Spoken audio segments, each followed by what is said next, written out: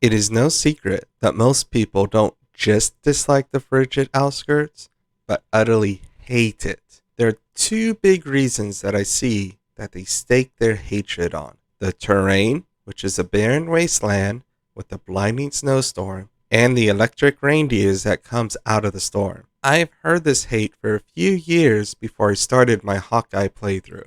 As I was working my way through the DLC, the place was looming over my head the whole time. In the personal playthrough that I got up to the Burnt Ivory King before starting over with the Hawkeye playthrough, I didn't even touch the outskirts. The only co-op area I did was the Aged Smelter Demon one. So, when it was finally time for me to complete the Frigid Outskirts, I was expecting the worst. However, when I finally got through it, I actually found out that it was my favorite of the four co-op areas. I had a blast as I had my own story going through my head while traversing it. I pictured my companions and I running through the barren wasteland, trying to get from one broken building to another. And then, when the snowstorm picked up, we huddled together to get ready for the assault. I ended up doing the whole thing only 3 or 4 times, 1 or 2 before deciding not to despawn the reindeers, and 2 times before I defeated the 2 cats. However, I had a blast doing them. After thinking some time and revisiting some of the hate that people gave the area, I think I figured out the biggest issue.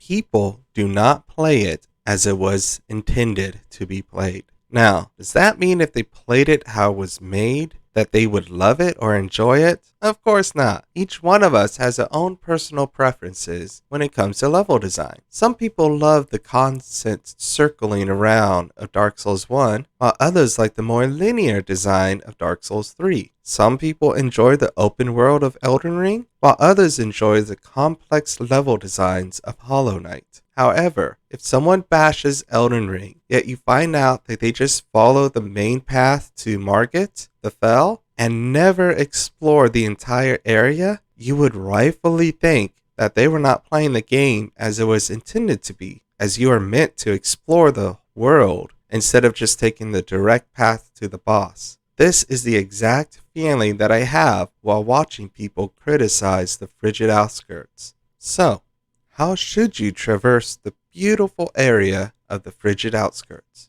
Let us begin with this basic fact. The Frigid Outskirts is a co-op area. For those who do not know, FromSoft placed 4 areas in the 3 DLCs that are purely meant to be played with others. These are the Cave of the Dead in the Crown of the Sunken King DLC, the Iron Passage in Memory of the Old Iron King in the Crown of the Old Iron King DLC, makes sense, and lastly, the Frigid Outskirts in the Crown of the Iron King DLC. All 4 of these areas were built with 2 or 3 people working together to conquer them. This is why they have so many enemies in them. You are not meant to solo them. You are meant to summon people to help you. They even implemented a mechanic where your friends can put their signs down before the door of the DLC and you can summon them into the co-op area. What about those who don't have friends that can play or are not in the summoning range, you may ask? Well, the devs thought of that and has placed 2 NPC summon signs down right at the start of the area. These NPCs are quite resilient, and while despawning the other 3 co-op areas with Hawkeye, only once did one of the NPCs die, and that was at the final enemy in the Iron Passage area. They have multiple Estus flasks that they can use, and they are well balanced with equipment. In Frigid Outskirts, if you complete an NPC questline, which is one of the easiest ones to complete, you can actually have 3 NPC followers with you. Having 4 people traversing the Frigid Outskirts together makes it almost a cakewalk.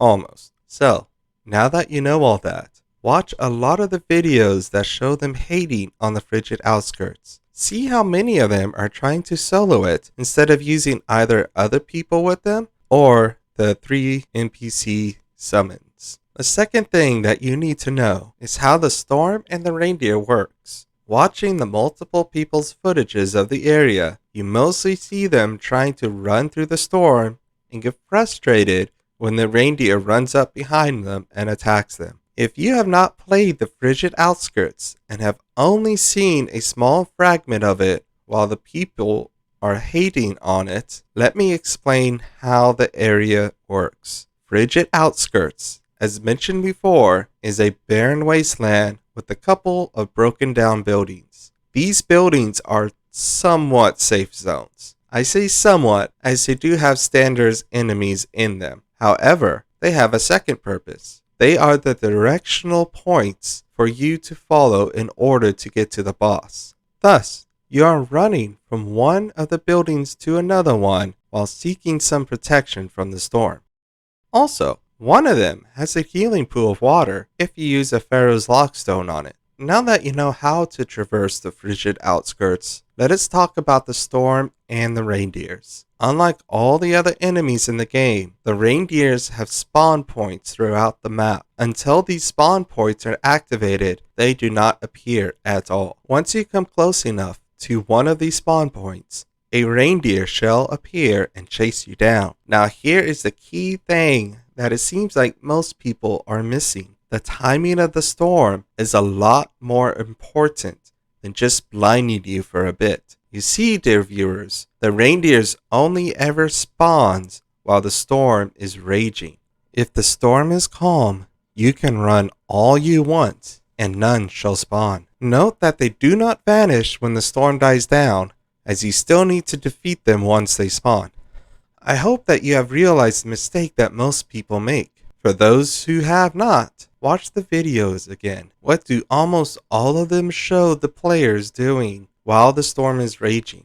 That's right, they are running while the storm is raging. Since they are running in the storm, they are crossing multiple spawn points, and thus they are having multiple reindeers attack them. They then complain about something that they themselves are causing. So, what should you do? Well, I have already stated how the area is meant to be played in my intro. When the storm is not raging, you're running towards the next building. However, when the storm picks up, you are to stop where you are and brace yourself for an attack from a reindeer. If you defeat it before the storm subsides, stay put until it calms down. You do not want to activate another spawn point. If you defeat it while there is no storm, and then the storm picks back up, do not move, as the spawn point only brings out one reindeer each run, so you don't have to worry about another attacking you, unless you move close to another spawn point while fighting the reindeer when it was calm.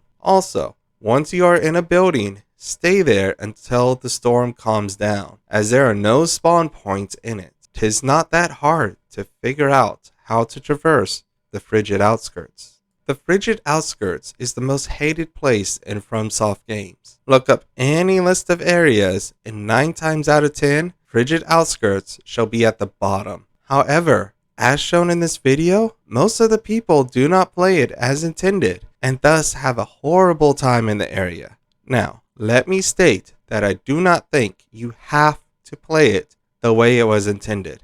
If you want a challenge and traverse the area solo, go right ahead. If you are impatient and just want to run the whole time instead of stopping when the storm hits, whatever floats your boat. However, it is unfair for the area to be judged when you don't even play it as intended. Try it out yourself. Get a posse together. Stand your ground when the storm hits and run when it's calmed down. And see if possibly, maybe, if there's a slight chance, you actually enjoy the area. Don't worry about getting to the boss as fast as you can. Just enjoy the journey. With that, I want to thank you for watching all the way through. Even if you think I'm a complete idiot for enjoying this area, and all my thoughts are the stupidest ideas you've ever heard about Dark Souls 2, I still appreciate the fact that you watched this all the way through, and thank you greatly for that.